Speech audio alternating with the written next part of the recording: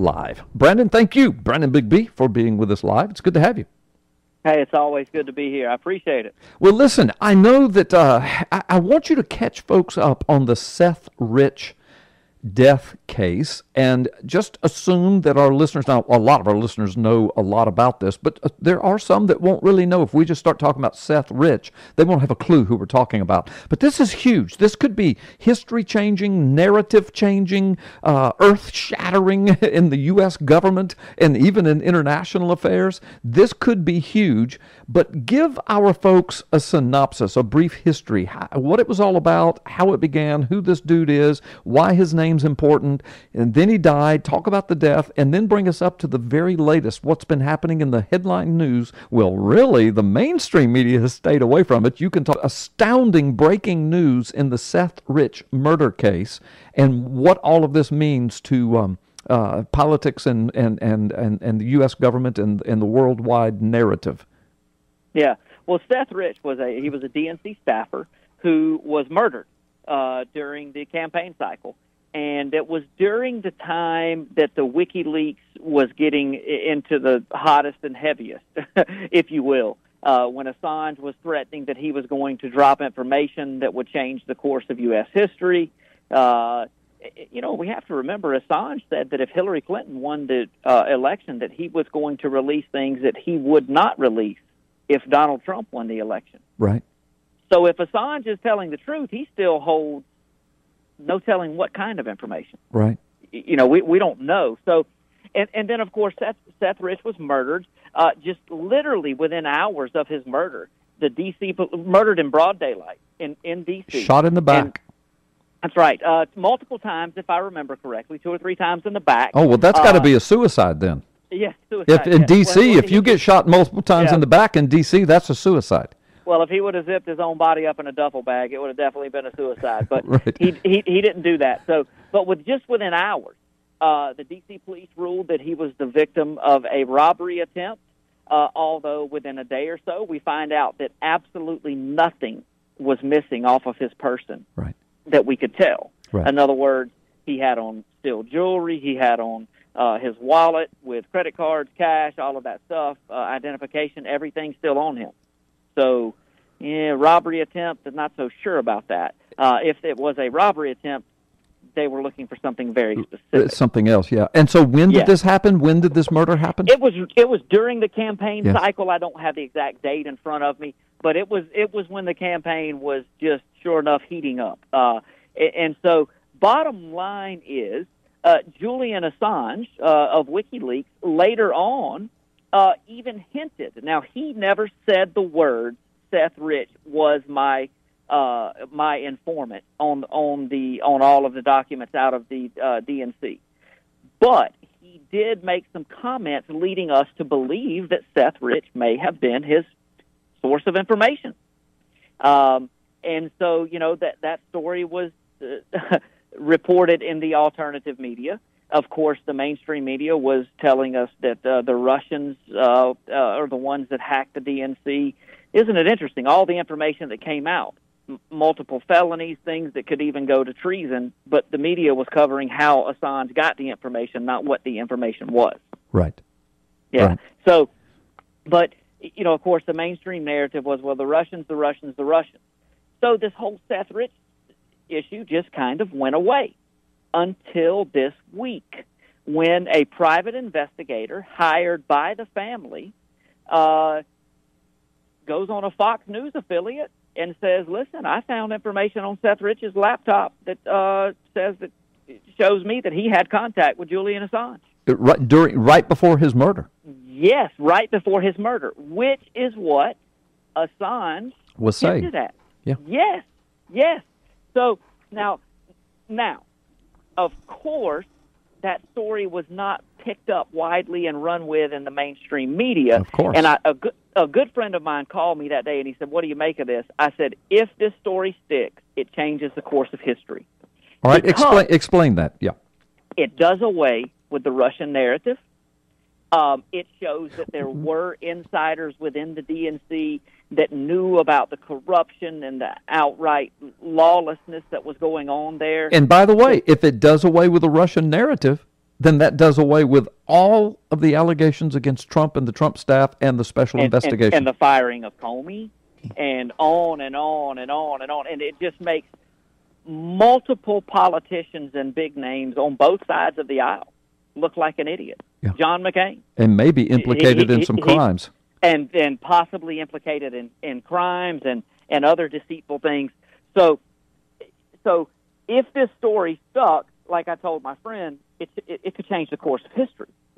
And it could cement Donald Trump's presidency. It could allow him to now move his agenda that he came into office that we were all hoping for. And listen, he has delivered on a good bit of that, okay? But just a couple of days later, this same investigator goes back on Fox News and says, well, I really don't have anything that says that Seth Rich communicated with Assange. And we also find out that Seth Rich's family during this point in time went ballistic about all this and, basically said the investigator was crazy and on and on. So to me, here's what this brings back memories of. Michael Hastings. Yeah. Explain that case, yeah. Michael Hastings was a reporter who the last phone call he made in his life was to some close confidants. And he said, I have information on the president, basically, and they're after me. I'm on the run. And that was President Obama. That was Obama. Just a few hours later, he supposedly is driving at a high rate of speed, loses control of his car, slams into a tree, and dies. But now traffic camera footage that we got later on did show the car at a high rate of speed, but it showed the car blowing up before the collision with the tree. Yeah. And the engine comes out of the car and winds up 100 yards down the road. Right. And more like a bomb. And way back then, we were speculating about remote control of vehicles through all the computer systems that are in it, and we were called conspiracy theorists. But here, just within the last year, it's been in mainstream media headlines that, guess what? Automobiles can be remote controlled. That's right. You say, well, why does this remind you of the Michael Hastings case? Well, here's why. Because immediately after Hastings died, his wife was all over national news saying things like, and I'm paraphrasing, I don't have quotes, but she was on national news saying, my husband was murdered, there's no way he would do this, he was a safe person, he wasn't this careless. Days later, 1 or 2 days later, she was back on the news saying, oh, this was a horrible accident, I was mistaken, my husband wasn't murdered. Uh-huh. And close friends of the family came out and said she had visits from men in black suits, basically, and was told to shut up. So you're suspecting that this Seth Rich case thinks to high heaven of a private investigator who found some information, went on the news, said what he found, and got visits from people that said, shut your mouth. Right. And then, can I prove that? No, but it certainly looks that way. It seems the same. And then the wife of Seth Rich, or the family, the family of Seth Rich, is apparently, if that's what happened, then they were gotten to as well. Because that's right. And think about it. Private investigator just doing his job, right? And he reveals what he may not even realize is history-altering information, or maybe he thinks he's getting ready to be a national hero. Right. So did the private investigator retract his story as well? Yes. See, that's what stinks to high heaven to me. Because this private investigator, he's probably in his 50s or 60s. He's probably not 20 years old. Rod Wheeler. Okay. Is the gentleman's name. Okay. Yeah.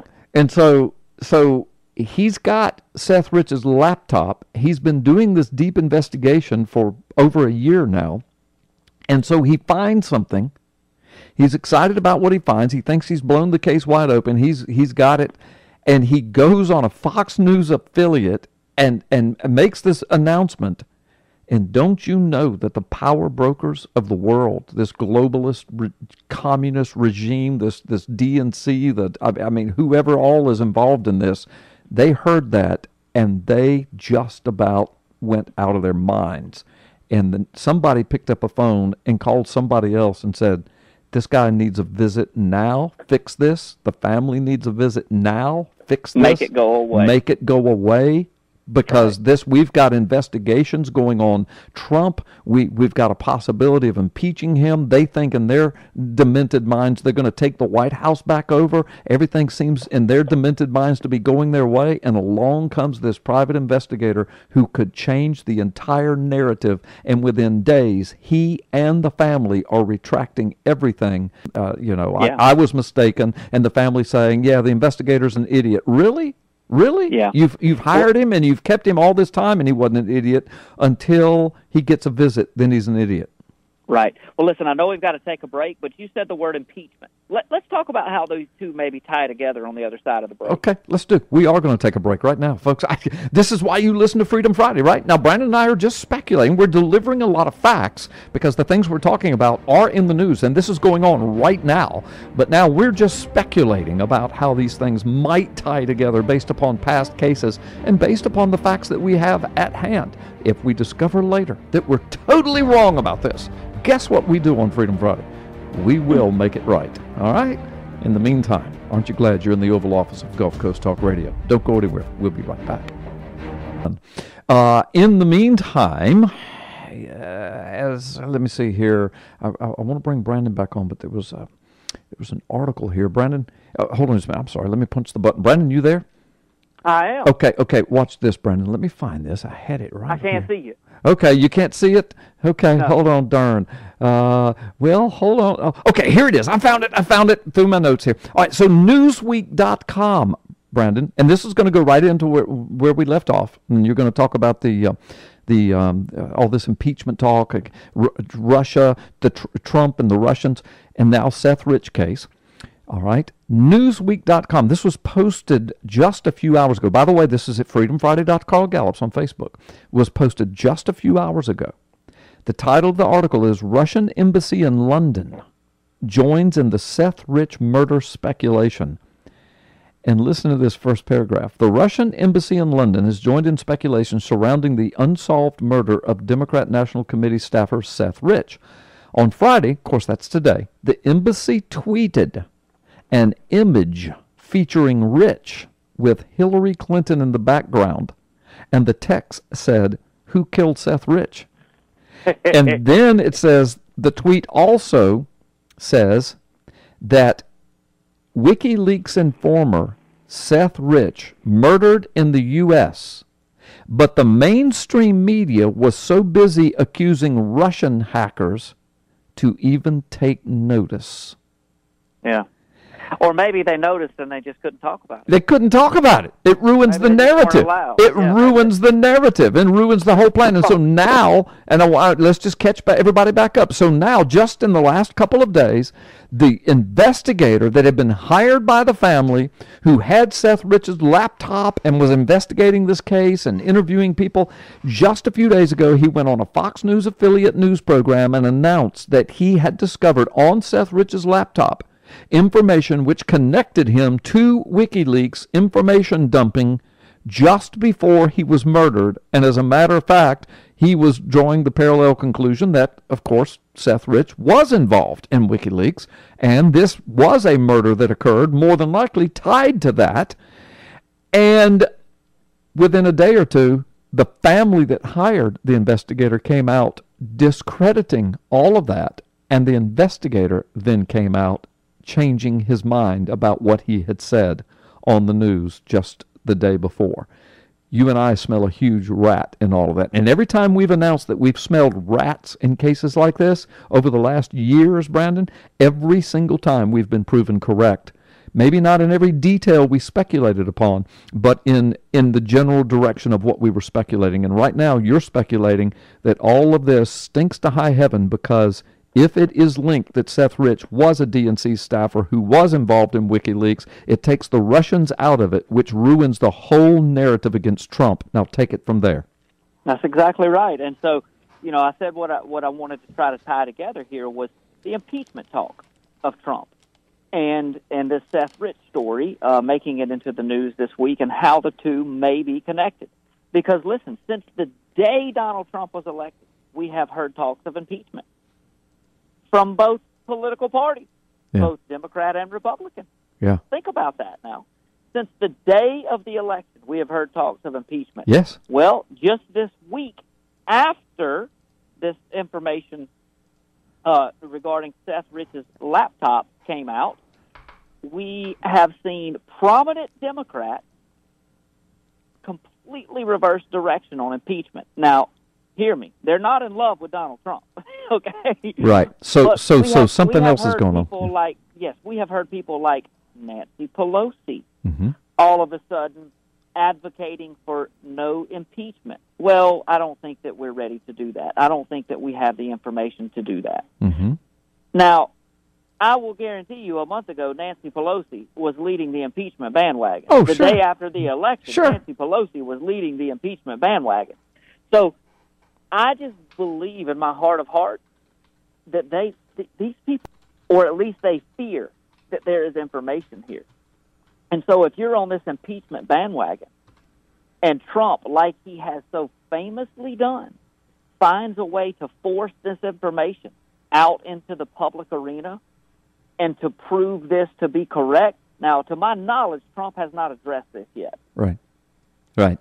But let's just say all of a sudden we get a 2 a.m. tweet from the president. Not out of the question now, is it? Right. Not out of the question now. Let's say we get a 2 a.m. retweet. Retweet. That's hard to say. Or we tweet. We tweet. Retweet from the president of the Russian embassy tweet. You understand what I'm saying? Yeah, I do. You know, and Trump has been famous for doing this, for forcing information like this out, and he's willing to take the heat up front on so many of these things, right. you know, right. and be called an idiot and a lunatic and a liar, and then weeks later, he's proven right again. So right. I hope that he'll get involved. Well, in this. well, listen, this is fascinating that you would say that because I was telling you during the commercial break there online that just a few days ago, I was talking to my wife about that when I listen to all this, you know, calling for impeachment, calling for special investigation. Now, this call for impeachment has been going on, like you said, since the day of the election. And right. and so what I was going to do while you were talking about that, I went to Google and I put this in Google, Pelosi calls for impeachment of Trump, because I was going to investigate very quickly if Pelosi ever actually was involved in calling for his impeachment. Now, I haven't been able to find that yet, only because everything is her saying that she's not wanting it. Yes. Because I couldn't get past the first page of Google. I put in Pelosi calls for impeachment of Trump. Now, listen to these titles. All right, here we go. This is from Washington Examiner, Washington Times, RedState.com, Breitbart.com, The Blaze, Free Beacon, Politico, CNN. All right, so just folks, so you'll know, I'm going to read these headlines. Listen to the headlines to back up what Brandon's saying. You just put in Google right now, Pelosi calls for impeachment of Trump. Now, again, I'm going to go through the pages and see if I can go back far enough to see if she actually did. But here's what it said. Here are the titles, Brandon. Pelosi, Democrats need to curb their enthusiasm over Trump impeachment. Pelosi pushes back on impeachment calls. Without facts, it's just hearsay. Wow, she sounds like a Republican. Nancy Pelosi, here's another one. Nancy Pelosi warns Democrats pushing impeachment that they're, and then you have to read the article. So she's warning Democrats, don't do that, don't do that. Here's one. Nancy Pelosi speaks out on Trump impeachment, and you probably won't believe where she's standing. Here's another one. Nancy Pelosi, Adam Schiff cite need to gather facts before impeachment proceedings. Nancy Pelosi, we can't impeach Trump just because we dislike him. Wow. Here's another one. And that was the Blaze. Pelosi on calls for Trump's impeachment. Quote, I don't subscribe to that. End quote. And then Politico, May the 12th, that's a week ago, Democrats escalate talk of Trump's impeachment. And then the article right under it, CNN, but Pelosi doesn't subscribe to the Trump impeachment plan. So, wow. I mean, the media is really on board with this. So you go ahead and give us your take on that, and I'm going to keep looking to see if I can find anything where she actually did call for impeachment. Yeah, and so, you know, the point being, I just find it interesting that all of a sudden you've got Nancy Pelosi, of all people, saying, well, let's not talk about impeachment. And, I mean, this woman is famous for saying things off the rails. Yeah. You know, I mean, she's not doesn't appear to be the most stable person that we have in government, let's just say. Right. And so now all of a sudden she's talking common sense. Something just doesn't feel right about that. And, listen, politics are so dirty, so warped, and so crooked. There could have already been a deal made, a backroom deal made. Right. Listen, we'll cut the impeachment talks, but please do not bring up this let's kill this Seth Rich issue. Right. And I'm not saying that Donald Trump himself would make that deal, but I think people around him would. Right. I think people around him would make that deal in a heartbeat. And again, we don't know. We're not sitting here saying that this has happened, but this whole thing just absolutely reeks. It feels like times past. Like I've already made the comparison with the Michael Hastings incident. How many times do we see this where immediately when something happens, then, days later, weeks later, months later, the real truth comes out. Right. And it looks like we may be on the verge of getting some real truth about Seth Rich. I hope that that's the case. Right. Because, again, we have zero evidence has been offered to the American people that Donald Trump or any of his administration colluded with Russia. Right. Zero evidence. So far, zero. Now, as a matter of fact, the most evidence points to Seth Rich giving information to Julian Assange. Yeah. Julian Assange has hinted that that's what happened. Yeah. An investigator says he has found information on a laptop that says that's what happened. You have a man supposedly murdered in a robbery with over $2,000 of goods left on him, nothing taken. Right. That was apparent. Right. So either they got exactly what they were looking for, or they weren't there to take anything other than a life. Right. Well, Brandon, we're going to have to take a time out, and then we've got stuff to talk about on the other side. But before we do, I had to go 9 pages into Google before I found everything else is all about how sparkling Nancy Pelosi is, and she just, can't imagine impeaching Trump. It took 9 pages before I got to some articles in February of 2017. This would have been just right after his inauguration. Headline from the NTK network and from Reddit.com. Two headlines. Nancy Pelosi, we are looking for grounds to impeach President Trump. There you go. Here's another one. There you go. Pelosi calls for probe of possible Russian blackmail of Trump. And then looking at the underneath it on Google, it says it speaks about possibility of impeaching Trump. So if I kept digging, I'm sure I could find them. But she has changed her tune, and Google is helping her out because you have to go through 9 pages because the first 9 pages makes Nancy Pelosi looks like a Republican right now. Right. And the timing of this just all sinks to high heaven. Yeah, it really, really does. Seth Rich, family and investigator, changed their tune instantly because if they went the other way with it, and I'm not saying this is why they changed their tune. We're just saying, Brandon and I are saying that if it went the other way, it would have changed the course of history, the entire DNC narrative, and the entire impeach Trump campaign. Unbelievable times in which we're living. Thank you, Big B. All right, folks, we're going to take a time out. We're going to do this quickly because we want to come back. Brandon and I have some stuff to talk about prophecy and where all of this is tied into scriptural principles and some other things, too. So don't go anywhere. We'll be right back in just a moment. Freedom Friday, Carl Gallups.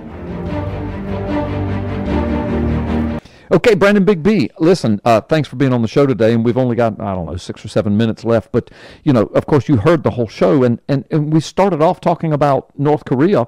In the news, NBC News, headlines today, North Korea has finally launched a missile that they said, quote, really works. And everything worked about it, everything. And they claim it is a medium, long-range ballistic rocket that can carry, quote, a heavy nuclear warhead, which is what they've been warning. Now, we just found out last week that they are in cahoots now with and in alignment with Iran and their nuclear program, and they're assisting each other. But we know that Russia is tied deeply to Iran and their nuclear program. We know that Obama has propped it all up with the Iranian nuclear deal. We know that right now, as we're speaking, Iran has a presidential election going on in which a hard-right president may go into office who is hooked up with the Ayatollahs, who are always screaming for the nuclear annihilation of Israel. So we've got all that going on. We know that Russia is in the Middle East, in Syria, with military troops. We know that America just struck some Russian-backed troops just today or yesterday with a launch. We know that China is in the Middle East, giving thousands of troops to Russia. We know that China is connected to North Korea deeply. So you've got this circle of connection between North Korea, China, Russia, Iran, nukes, nuclear programs. And then you've got Turkey in the midst of it all that's falling into an Islamic caliphate, and Russia and China are located in Syria, which is falling apart into an irreconcilable civil war. Israel sitting there in the midst of it. Trump is getting ready to go to Saudi Arabia, then to Israel. And in the meantime, the DNC is trying to impeach Trump and changing the Seth Rich narrative. I mean, man, Brandon, I'm going to hush and let you just tie it all together. But we're living in some potentially precarious times, and I believe very prophetic times. Brandon, go ahead. No, we definitely are what appears to be living in, like you said, very prophetic times, and we just see this alignment of nations, and it's incredible because for hundreds of years, scholars have speculated that somehow these ancient biblical nations and territories and tribal nations would lead up to China and Russia and Turkey all being colluding together. And, of course, Iran, is named by name in the Bible as Persia. And then these northern African nations, Ethiopia, which is represented as Cush, and, in the land of Put, which China now has a naval base and their only military installation not on Chinese soil, just opened in the last 16, 18 months. And so we're seeing all of these things happen, and not only are we watching them happen, but I think there's two things that makes them very interesting. Number one is the speed at which they're happening. This is not developing anymore, it may be 10 years from now before this happens. No, this stuff could happen tomorrow. So we're seeing this happen at breakneck speed. And then also it's the fact that, and we talk about this with biblical prophecy, what makes something prophetic? That it is unprecedented. Right. It has never happened before. We have never seen this before. We have never seen this on this scale before. Well, we have never seen this before. We have never seen all of these nations in the Middle East doing business at one time, and on top of that, doing business together. Yeah. At one time. Never have we seen this before. It is unprecedented. And then again, if you factor in the speed at which this is happening, absolutely incredible. Folks, just keep your eyes on Jesus, be in the Word, man. Pay attention to what's going on. Read the Bible in one hand and read your news, watch your news, whatever you do in the other, and just keep a watchful eye out and be the salt and the light, and with a sense of urgency. Thank you. That's a good word, Brandon. That's a good word, Brandon Bigby. We'll see you next week. And, folks, we're on our way out of here. Boy, these 2 hours flew by. At least they did for me. I hope they did for you, too. I hope it was that interesting and informative. And that's why you listen to Freedom Friday.